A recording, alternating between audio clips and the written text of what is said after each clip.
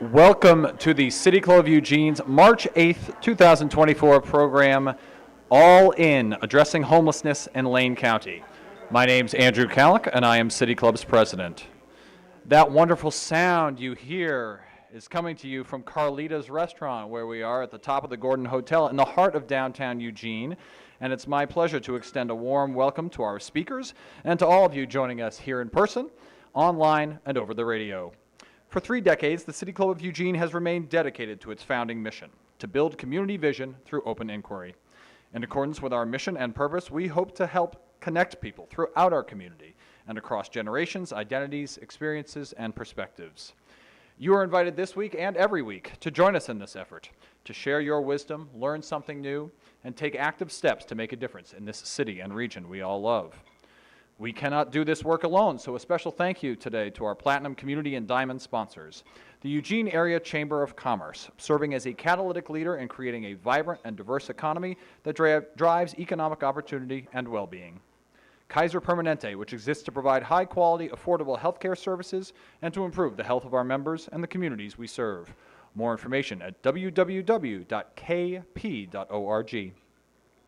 The University of Oregon has helped Oregonians question critically, think logically, reason effectively, communicate clearly, act creatively, and live ethically since 1876. Get more information at uoregon.edu. Peace Health has been proud to serve Eugene, Lane County, and beyond as your hometown healthcare partner for more than 80 years. The Peace Health mission is to keep you and your family healthy. Learn more at peacehealth.org. Lane Community College transforms lives through learning. LCC provides comprehensive, accessible, high-quality educational opportunities that promote student success. For more information, visit lanecc.edu. The AARP of Oregon is a trusted and positive force for social change, using the experience and leadership of volunteer members to benefit all Oregonians as we age. More information at states.aarp.org/Oregon. And thank you to the City of Eugene and to Lane County for their support as well. Whether you're joining us for the first time or you're a longtime listener, I invite you to support our work by becoming an individual member, a business or community sponsor, or volunteering to be part of a committee or on our board. You can do all those things and more at cityclubofueugene.org. Your support and engagement make these community conversations possible. And with that, I'll turn the mic over to Alyssa Gilbert, the coordinator of today's program. Alyssa.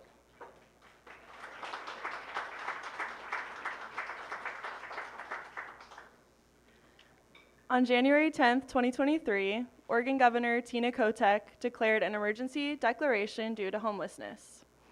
Efforts related to the emergency declaration are under the All In Oregon umbrella term. Out of the funds allocated, Lane County received over $15 million from the program. The All In Lane County Lead Committees is the MAC, or Multi-Agency Coordinating Group. It was created to provide strategic coordination between agencies across Lane County. Thus far, All In Lane County has prevented 795 households from becoming homeless, moved 200 households from a state of being unsheltered into permanent housing, and created or improved 294 emergency shelter beds. Cool. So to illustrate the impact of All In, today's panelists are Kate Budd from Lane County and Terry Heisch from HIV Alliance. Kate serves as the Human Services Division Manager within Lane County Health and Human Services. She oversees the veteran workforce, community action, and homelessness programs. She's worked in housing and homelessness fields for over 20 years. Terry has been the Street Outreach Manager at HIV Alliance since May of 2022, and also currently serves as the Direct Service Representative on Lane County's Poverty and Homelessness Board. They have spent a lot of their career working with individuals in the carceral system, including reentry work, prison conditions work, and facilitated workshops. So our first panelist today is going to be Kate Budd from Lane County.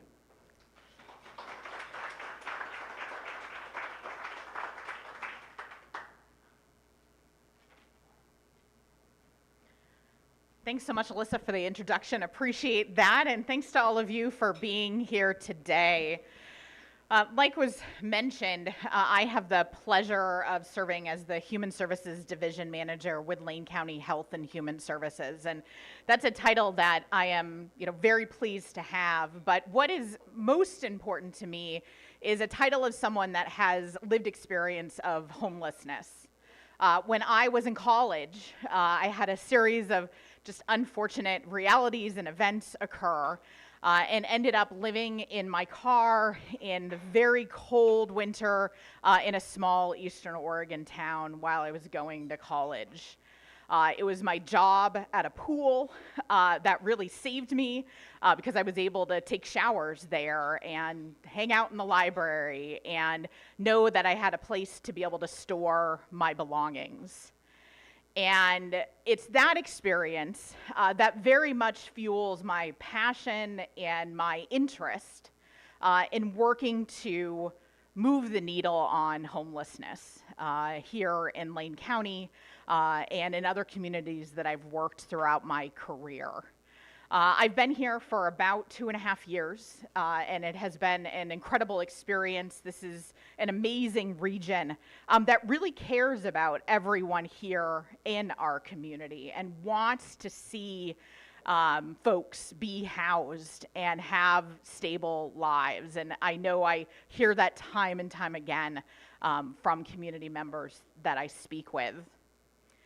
As Alyssa mentioned, on January 10th of 2023, Governor Kotek declared an emergency due to the crisis of homelessness. And this was, I believe, just within a few days of her governorship starting. And what was exciting about that executive order is suddenly there were flexibilities available to jurisdictions that may not have been available before. There were partnerships that were created at the state level, such as with the Oregon Department of Emergency Management and with Oregon Department of Human Services that really hadn't been as well collaborated before. And there were additional dollars that were made available to communities to really be able to move the needle on reducing homelessness. And so once that executive order was declared, communities that had what they call continuums of care, which is a fancy HUD identification that says your community, which is Lane County here, should be working together to focus on reducing the number of people who are houseless here in our community. And so the governor said, we're going to give you, the continuum of care, additional dollars. But first, we want you to bring lots of people together to create a plan. I want to know, what are you going to do with these dollars? And so as Alyssa mentioned, we created a multi-agency coordinating group, or MAC as it's known. And that group includes representatives from different jurisdictions, from nonprofit agencies, from the coordinated care organizations, elected officials. And that group met almost on a weekly basis at the beginning to pull together a plan to help the governor understand what would we do with these additional dollars. And it really revolved around how would we work to prevent people from falling into houselessness, because the most effective way to reduce houselessness is to prevent people from falling into houselessness in the first place, and certainly the least traumatic way as well. We also focused on how are we going to shelter folks who do experience houselessness and increase the number of beds that are available, as well as meet the emergency shelter definition at the federal level. We have many in this community alternative shelters, but they didn't quite meet that more formal definition of emergency shelter and maybe needed power to be connected to the pallet shelters that people were sleeping in. Or maybe they actually didn't have showers that were available in the same space that people were sleeping. And so we would use some of those dollars to be able to improve upon those alternative shelters to meet that emergency shelter definition, which also means we may be eligible for additional dollars in the future. We also focused on rehousing folks who were living on the street to move them into permanent housing, utilizing street outreach teams, which Terry will talk about more, as well as working very closely with landlords to be able to house folks in rental units, as well as shared housing options, or even in long-term motel rooms if they were available. And so we pulled that plan together in less than 2 months' time, submitted it to the governor, and we're very fortunate that we got the first and fastest green light saying this was a good plan. And so with that green light came approximately $18.5 million, which is a significant amount of money for this focus. And we got to work. We partnered with about 15 different nonprofit agencies in our community, HIV Alliance being one of them, and created nearly 30 new programs that focused on those 3 areas of prevention, of emergency shelter, and then rehousing folks.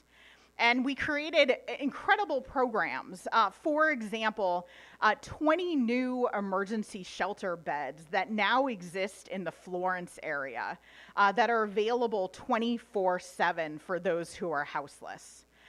Before this effort, there were no emergency shelter beds except during the severe weather periods that were available in Western Lane County. So that's very exciting. We also were able to create additional medical respite beds, which are available for folks who are being discharged from hospitals or other care facilities that you really just weren't in a condition to be able to go back to the street. And so, think folks who may have open wounds, folks who might be recovering from significant illness, but will be able to recover if they have a safe and warm place to sleep. And so we created additional medical respite beds for those folks. We also were able to create additional outreach programs that really focused on engaging people who were living on the street. And with any type of outreach, that engagement is the most important part of that program focus. Because understandably, people who are unhoused, they have likely had negative experiences, whether it's with the very programs that Lane County works with, or maybe it's with other systems of care, or maybe it's just with people in the community. And so often they're not very open to engaging, sharing information about themselves, or even willing to go into programs. And so the primary focus of outreach teams is just getting to know folks and understanding what makes them tick. What are they motivated to move forward to do? And what are their immediate needs that they're identifying for themselves? And once that engagement occurs and that trust begins to be built, then the opportunity to understand, what type of housing option might you be looking for starts to become more and more clear. And for some folks, that might be going into emergency shelter, and our outreach teams help to facilitate that. But for others, it might be something much more permanent, a space of their own that they can depend on for a longer period of time. And so our outreach teams also focus greatly on helping to move people into permanent housing. And we actually did extraordinarily well when it comes to identifying new housing options for folks to be able to move into. And so overall, during that, while it was a 1-year period that the governor's executive order existed, the programs really only had funding for less than 6 months. And so in less than 6 months, each of the programs were working toward very specific numerical outcomes. And collectively, as a community, we also needed to work toward achieving specific numerical outcomes. And the governor was watching, and we knew it. And so when it comes to our prevention programs, the governor asked that we prevent 741 households from experiencing houselessness. And we actually, at the end of the executive order, we ended up housing 811 households, so 109% of that outcome, which was phenomenal. And if you can, yes. And the fact is, it very much is an absolute credit to the programs that we partnered with here in this community, as well as to the people that our programs were serving, because it is hard to step forward and say that someone needs help and to accept help. And we hear that time and time again, and so very much credit to the folks who were assisted through these programs. We also had an outcome of creating or improving approximately 232 emergency shelter beds. And all in all, we ended up creating or improving 304 emergency shelter beds. So that was 132% of our outcome. And so that too was incredible and very exciting, because we certainly need additional emergency shelter in the community, a place where people can really move beyond the trauma of houselessness and start to think beyond what's happening in the next moment. Lastly, we had an outcome of creating 232 folks who were moved from the street into permanent housing. And as you can imagine, this was very much the most challenging outcome that we had in front of us. Simply because there aren't many housing options in this community. Likely you know this if you've recently tried to move, regardless of your outcome. And certainly if you're someone who has a very low income, or you might have a criminal background, or you might owe dollars to a landlord, finding housing can be nearly impossible. And so we were really pleased that out of that 232 households that we were working to rehouse, 220 households in that less than 6-month period were rehoused. So that's at 89% of the outcome, which again, incredible, and much credit to the agencies. And I can also share that it only took 3 more weeks to reach 100% of that outcome. So incredible. Yeah, thank you. And so not only did we focus on those very specific programmatic outcomes, but we also focused on how, as a community, can we work better together to help move the needle around reducing homelessness. And so we also were able to create a landlord risk mitigation program, recognizing that when landlords rent to folks that are within our programs, it certainly could be a risk that they're taking. And we heard from landlords that they would like to make sure that their costs were recouped. And so we created a $20,000 landlord risk mitigation fund. That means if a landlord rents to someone that's being rehoused through an all-in program, and that person moves out and they leave any type of damage, they leave any unpaid rent, that landlord can recoup their costs beyond the security deposit that they already have, up to $20,000. And so we're really pleased to be able to offer that and have already seen additional units open up as a result of that.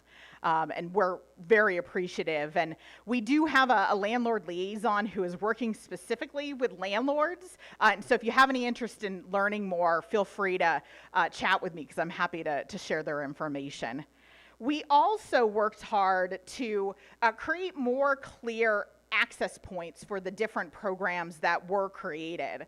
And so working heavily with 211 info, which is, you can just type that right into your phone and call, and they can help triage what's going on in someone's life to identify what programs may be available, and also where might there not be programs available to be able to help.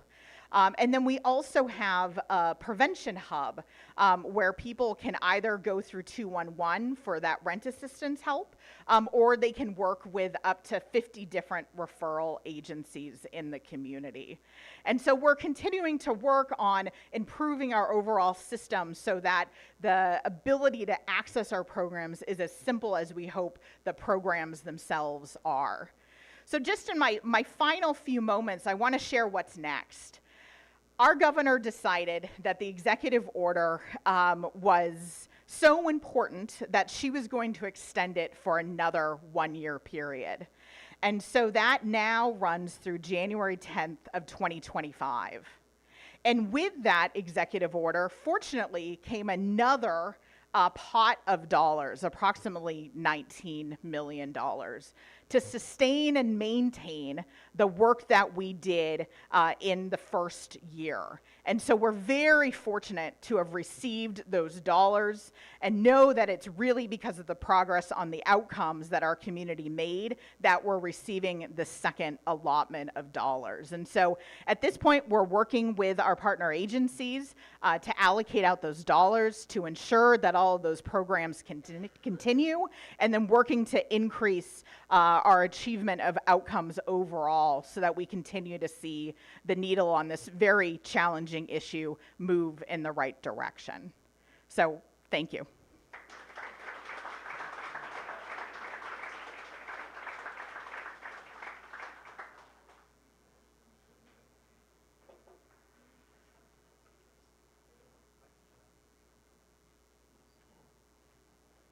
Hi everyone, my name is Terry Shea and I currently serve as the Outreach Manager at HIV Alliance. So I'm here to talk to you today about kind of our all-in programs, but I first kind of wanted to state a couple of things about stigma and stereotypes of our houseless community here. Let's actually move this down a little bit. Alrighty, so we live in a very resourced county. I personally have resided in multiple areas and have been a resident of Lane County since 2019. And in the early months of 2020, the COVID pandemic hit and impacted everybody. I would argue everybody in this room, our community members, our neighbors. And so a lot of that has impacted people in different ways. What we're currently seeing in our community is that folks unfortunately lost their housing due to loss of jobs, due to medical circumstances, and that increased our houseless population here in Lane County.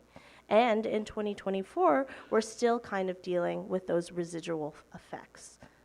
And so when we look towards camps that pop up in our communities, unsanctioned encampments by the train tracks, or individuals holding signs at street corners, we have to realize that at one point, we don't know everyone's story, and that they might have been our neighbor, the person that we see at the grocery store, and it just takes one instance, one situation that could change your life drastically.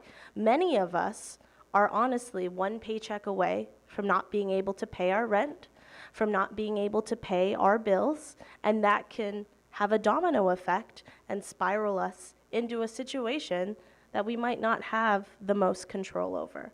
So when we're talking about all in, and we're talking about the programs that help support these causes, it's important to realize that these are our neighbors, these are our fellow community members, and people are going to have judgment, and people are going to have preconceived notion, but it's also important to have conversations with those individuals, to hear their stories, and realize that we're not that different, We're not that different, that it could happen to anybody. So we're really fortunate at HIV Alliance that we were able to jumpstart 5 new programs as a result of All In. And the all-in spending was really interesting in that it allowed flexibility on what funds could be spent on, which is critical. Because if you think about people needing assistance, Kate talked about prevention, talking about being able to sustain households from being evicted, from being able to maintain their housing, so we did not increase those houseless numbers in our community. It's not just rental assistance. There's late fees, there's arrearages, there is money that needs to be paid to your utility company to jumpstart your electricity again. Sometimes you have court fees to pay. There's a wide litany of expenses that aren't necessarily covered by regular government funding that is funneled through the federal level. So with the governor's allocation of funds, we were able to serve families and help pay their rent, help pay their arrearages, help pay their late fees, and also help pay their court fees. So for many, it was like a breath of fresh air where you get to start over again and start on page one, rather than trying to climb up from being buried. We were also very fortunate enough to name that we wanted to be a culturally specific provider.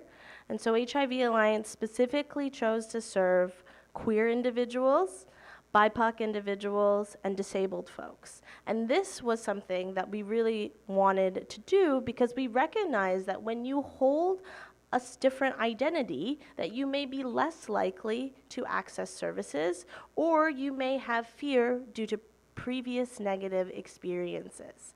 And so we were able to provide 60 households with the necessary resources to prevent eviction and for them to move forward, which was super exciting in our all-in prevention program. We also were very fortunate to get funding for outreach-specific programs, hence why I'm the outreach manager, and rehousing programs. HIV Alliance is dedicated to preventing new infections and also serving individuals living with HIV or AIDS. And part of that prevention is making sure that people are having conversations about education and that they're prioritizing their health.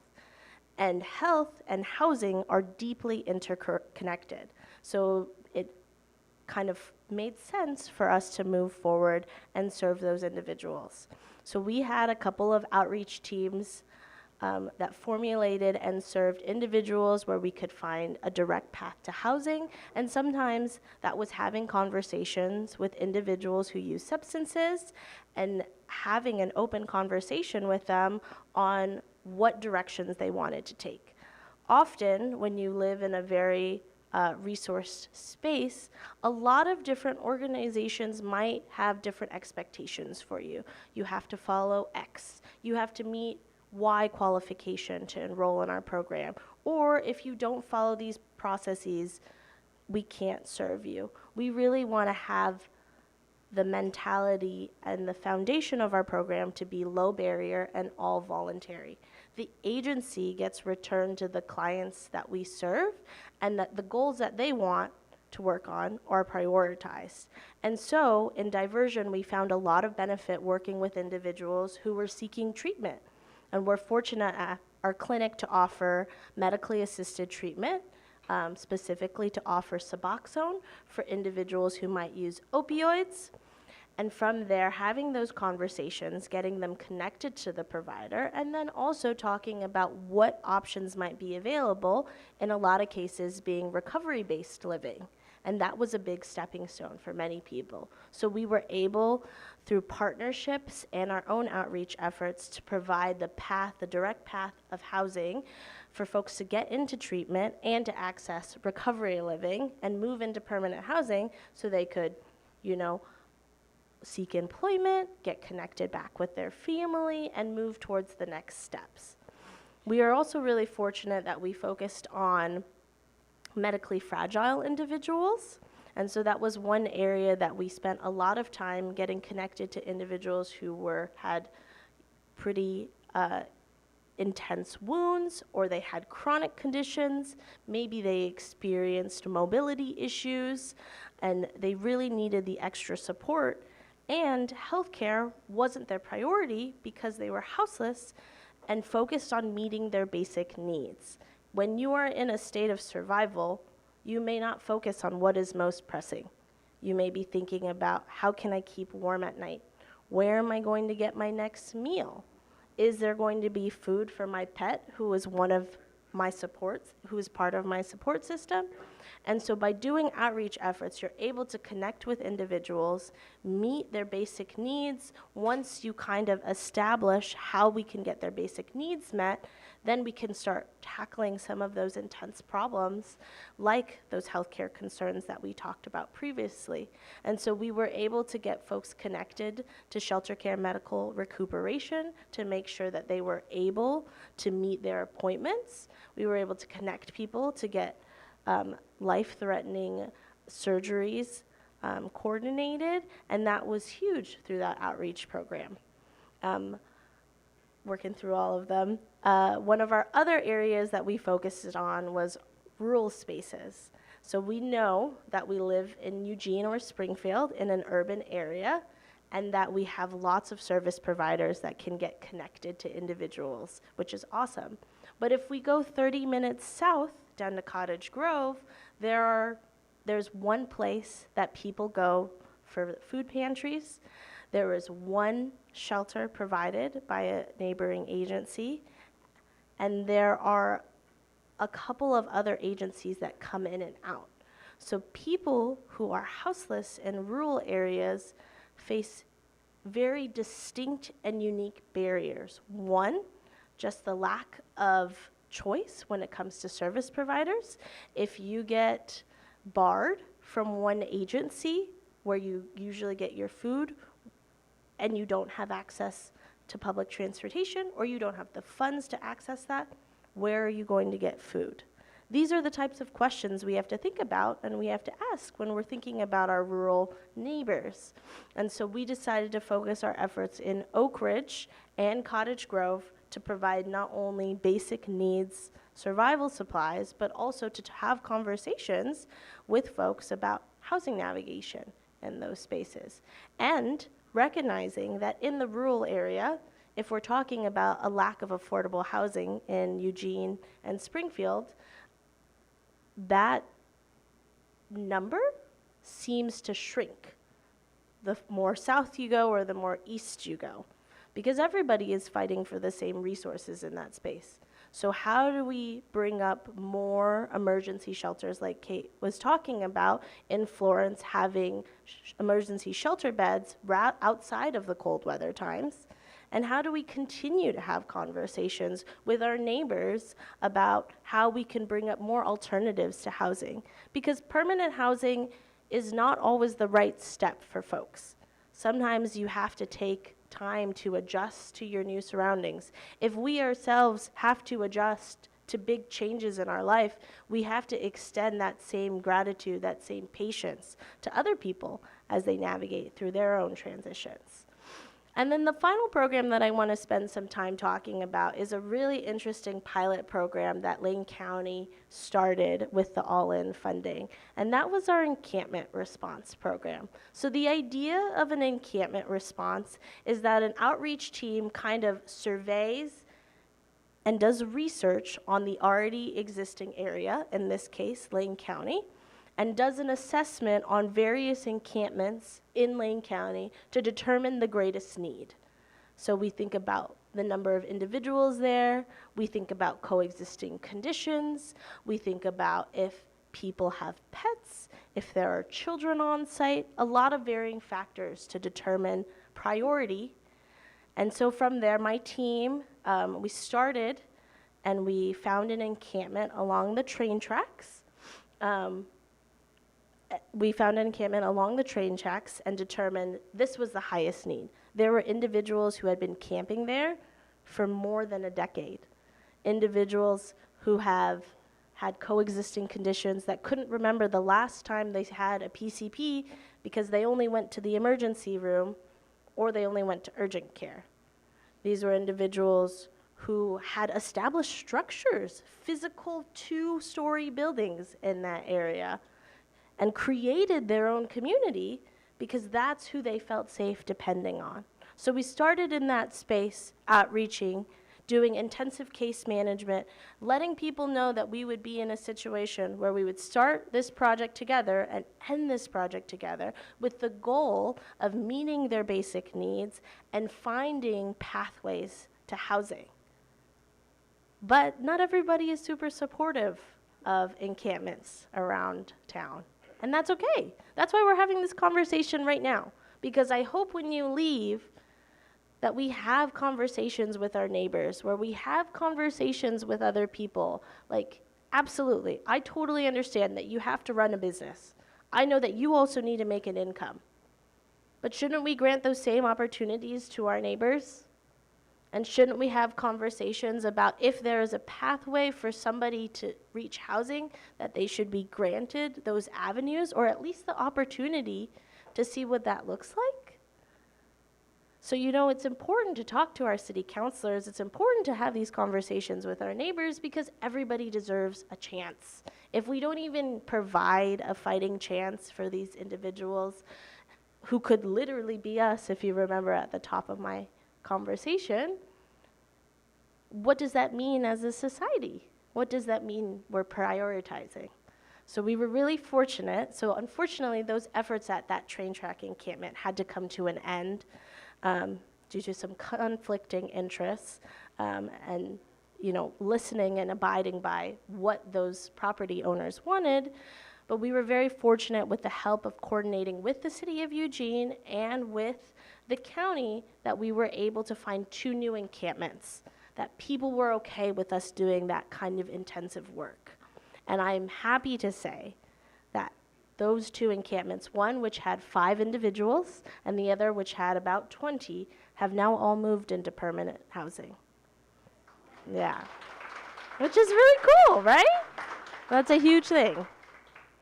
And so, I don't know if that went away, but I'll just keep talking a little bit above. I'm happy to raise my voice. But the crucial thing about that is when we think about something of providing intensive services to individuals, and we've seen that it's effective, that there are results. So we worked with those folks from about October to January.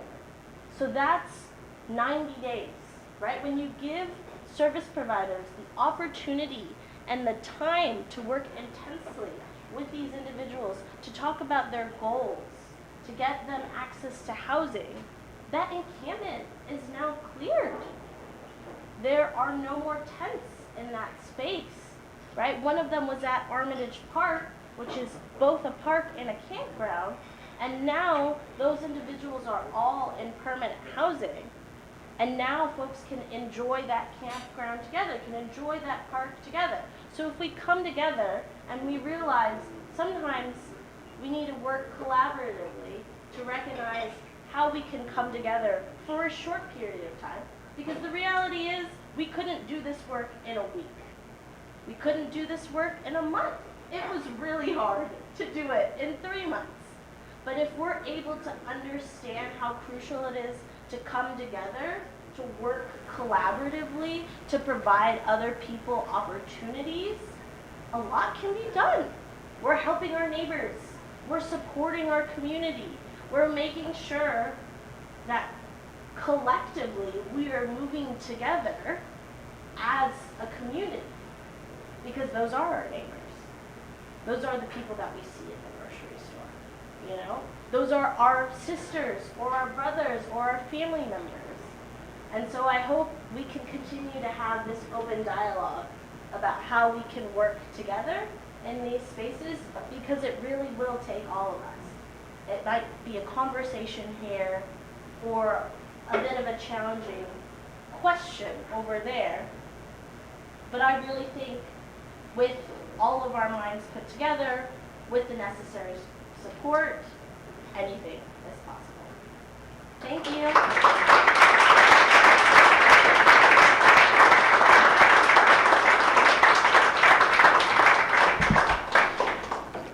Thank you so much, Kate and Terry. We'll begin our question and answer in just a moment, but first I'd like to thank the business and in-kind sponsors whose support helps to make City Club possible.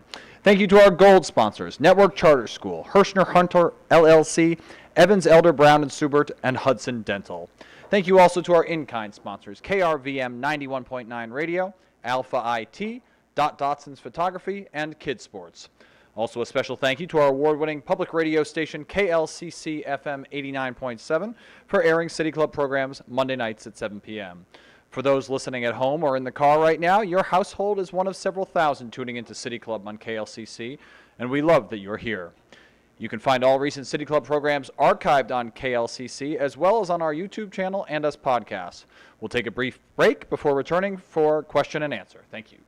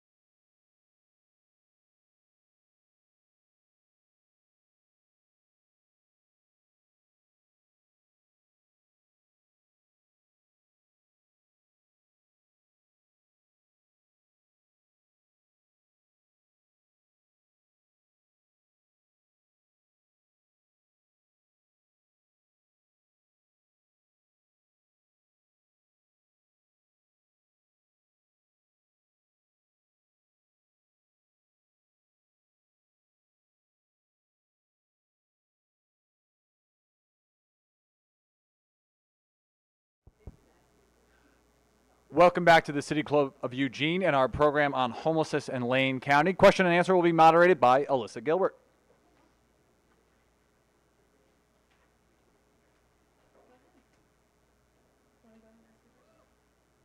Yeah. Hey, does this work? No. Yeah. Pardon? Speak into the microphone. How about this one? Okay.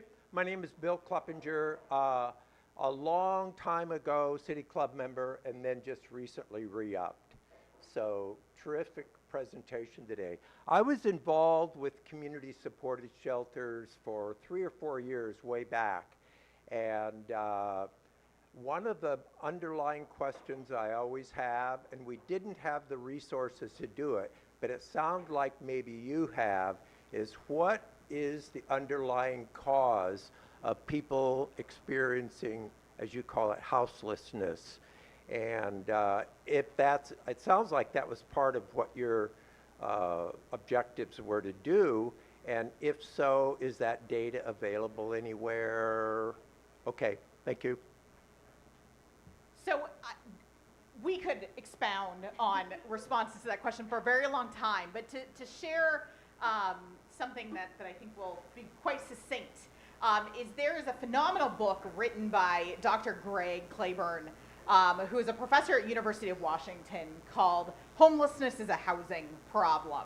And I know that the Eugene Chamber has recently read that book, and I've been fortunate to see Dr. Kohlberg provide many different speeches on this. But the fact is, at the very root, homelessness is a housing problem.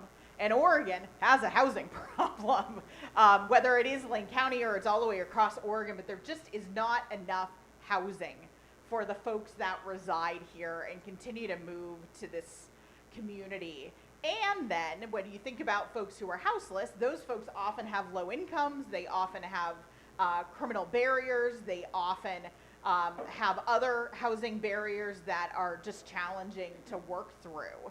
And so those coupled together, plus many other systemic challenges that I could talk about, very much is the root of houselessness, really up and down the West Coast. Just to add on top of that, I would say trauma is a huge thing to consider when we talk about our houseless neighbors. Trauma, if you go through a traumatic situation and you don't have the resources to get back up, so like losing a job, so you're losing your income, that can be a very traumatic and harmful event. And if you don't have the resources, like you don't know how to support your family, you don't know how to pay your bills, that can spiral into houselessness. So it's that intersection of not having necessary resources that is compounded by trauma and compounded by a housing crisis that we are currently dealing with. All right, let's go ahead and take our next question. Thank you. Sandra Bishop, longtime City Club member. And I want to say thank you both. I've heard things today that were really incredibly encouraging for dealing with the situation we have here in Lane County. The question I have is, in any of the funding that's coming from the state or federal and coming into the local area, is there any thought or any way to differentiate between the people who are homeless that actually want and need and you can get into services, as opposed to the criminal, the lawlessness, criminal element? Because some of the encampments I know from talking to people that own businesses are criminal enterprises, essentially. But is there any way to separate that out? And any funding that can help to address that? How do you address that element of homelessness? So I have done a lot of work with people who have been justice involved. And the first thing I want to kind of talk about is sometimes people, because everybody has done something wrong before. Like, we're all human. We've made mistakes. And sometimes if your only means of survival is stealing or getting other access to resources, it's important to recognize it. If that's your way that you generate an income by having a side hustle that may unfortunately impact others and involve lawlessness, but that's how you survive, that's how somebody has to live through life. And so I think really it's about listening and hearing what people need, because maybe on the surface level it's criminal activity, but if they haven't had a steady job ever and they're not sure what kind of skills they can hone in, that's what they might focus on.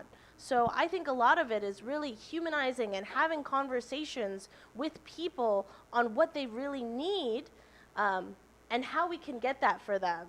A lot of my work when I worked with previously incarcerated people was how do they reframe themselves that the worst thing that they ever did shouldn't be how they're seen for the rest of their life. And that's something that I think we want to think about and consider. There's sponsors organization does that here in Maine. Thank you. And it's sharing that sponsors an incredible agency that is on justice-involved individuals, and provides supportive housing to those who are exiting both jail and prison. The other thing that I would add is that there are far more people who engage in criminal activity who are housed than are not housed. I mean, that is just the fact of the matter. And so while there are a few folks who make very poor decisions, the vast majority of folks are simply just trying to get their needs met. And sometimes, that does involve breaking the law. That isn't okay. But I really want to back up what Terry said as far as, folks have been so disenfranchised that they're just thinking moment to moment because of the trauma that they're dealing with. And so the engagement and the opportunity for people to be treated as important individuals who are part of our community is integral in helping people move beyond, whatever it is they're doing right now to meet their basic needs. All right, go ahead. Next question. Thank you. I'm Martha Ravitz, longtime City Club member, and I want to thank you both for really profoundly important presentations and being with us. I have a question about a certain segment of the unhoused, and that's the children. What kind of provisions are made or can be made to get them to school? How many ways? They need to be taken care of in so many ways, but I wanted to ask about education for them. Thank you for your question. So, Could you repeat the question? Sure. So the question was, children are an incredibly important segment of our population of people who are houseless. And yes, we do have families with children. We have youth under the age of 24 who are all houseless in our community. And a number of years ago, the federal government passed the McKinney-Vento Act. And this act has a number of provisions. One, which identifies how children in school needs to be supported if their family is without a home. Firstly, if a family is without a home, that is not against the law. And I share that because so often parents are terrified, and rightfully so, that their children are going to be taken away from them if they become houseless.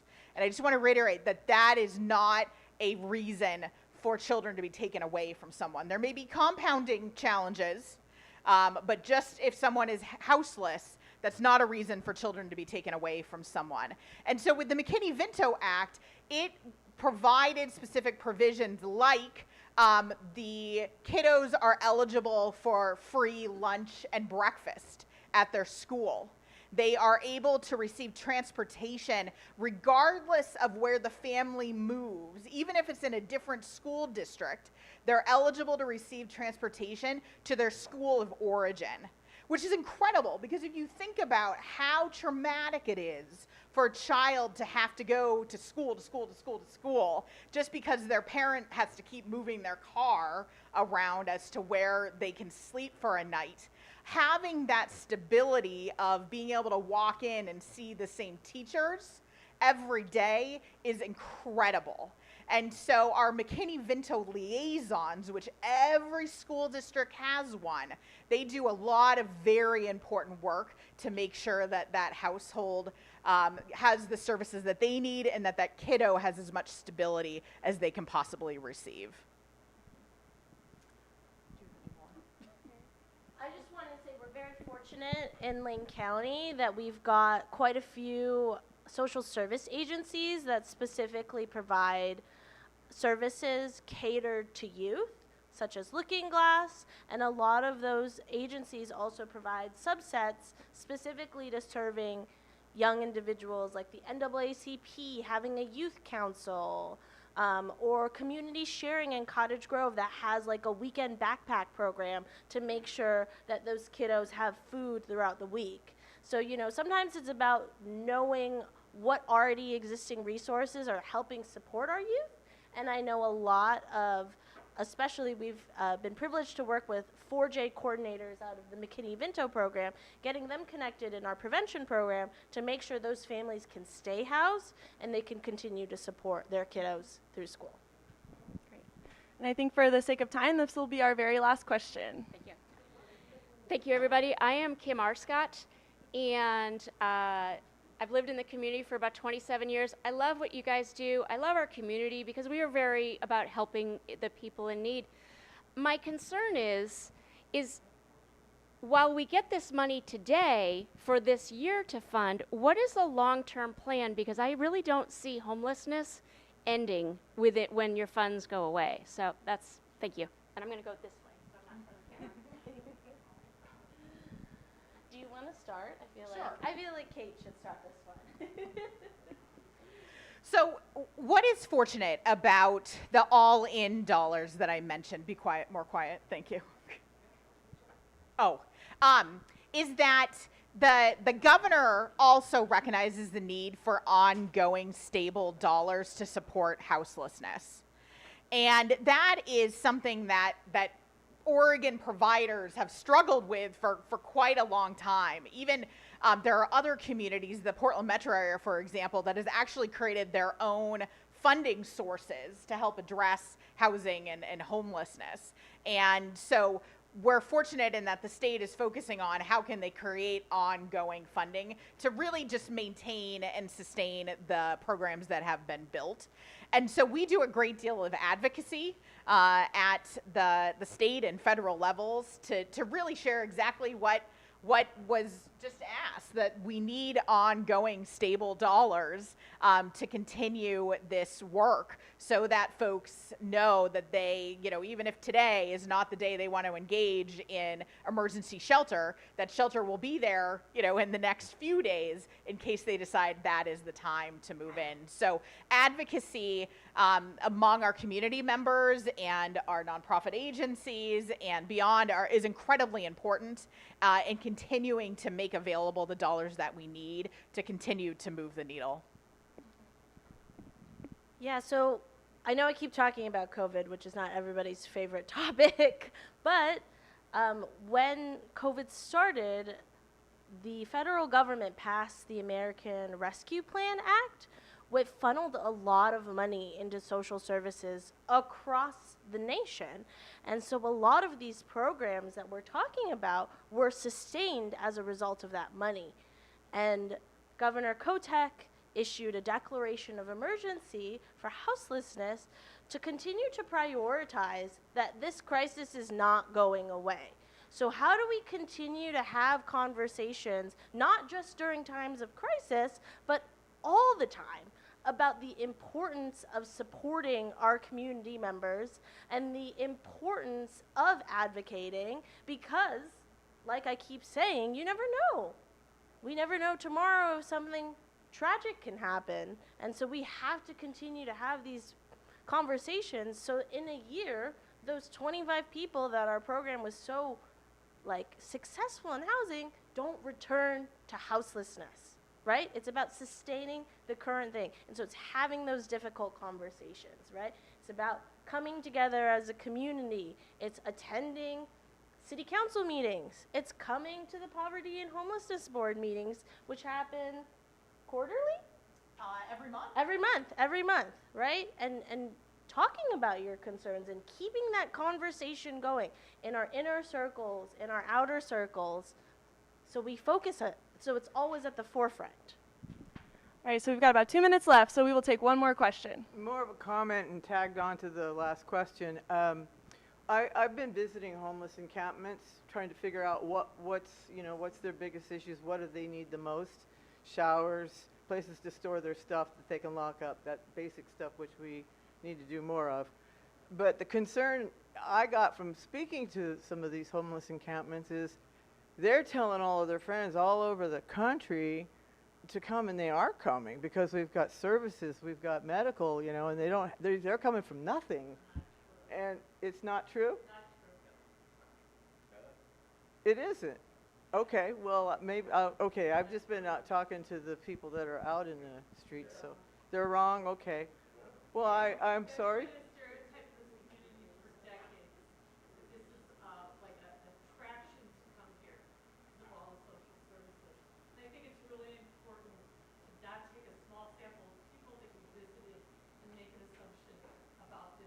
I'm asking a question. Do our panelists want to comment on this one?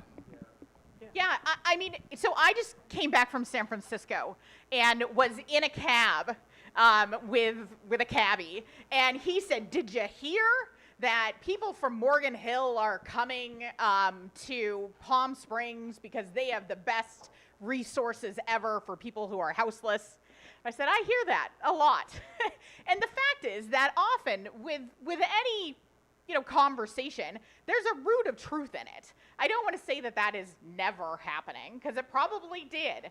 But we actually, to help combat that myth, which I know exists significantly, we asked folks who are houseless where they became houseless for the last 6 months. So it was from from July 1 through January of this year. And it was, I believe, over 82% of the folks who responded said that they became houseless here in Lane County. And it was only that 18% that included somewhere else in Oregon or across the nation. And I can tell you that that data is it's very significant in that you'll find similar data up and down other communities. I've worked in 4 other communities, and that same data exists. And so I just want to share that we have continued to collect that information, and we'll continue to report on what it is that we're hearing from folks who are houseless. But overwhelmingly, and it was over 5,000 people that responded within that 6-month period, and overwhelmingly those folks indeed did become houseless here in Lane County. It was from July 1 of 2023 through January 1 of 2024. People don't often want to leave a community that they're familiar with, or they have some type of support system. And so it's important to recognize, I'm so glad that you went to that houseless encampment, because I think more people should do that. I genuinely think more people should have conversations, and we can continue to dispel stereotypes, because then you realize that you're really similar to other people, and you're just surrounded by like a tough situation or a traumatic situation that could change everything. People have a lot of pride about where they grow up in, and they hold a lot of pride in how they can continue to move forward in their community. Thank you so much to Terry and Kate.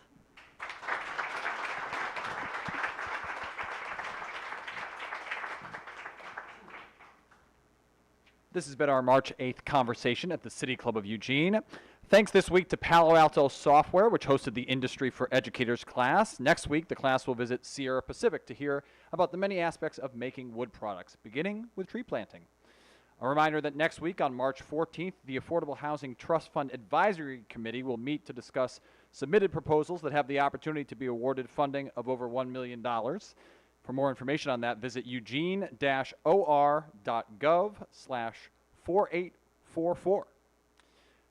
For us at City Club, we'll be right back here at Carlita's next Friday, March 15th, for our first program of the election season. It'll be a conversation with folks running to be the next mayor of Eugene. You won't want to miss that one. It's sponsored by the AARP of Oregon. See you all then.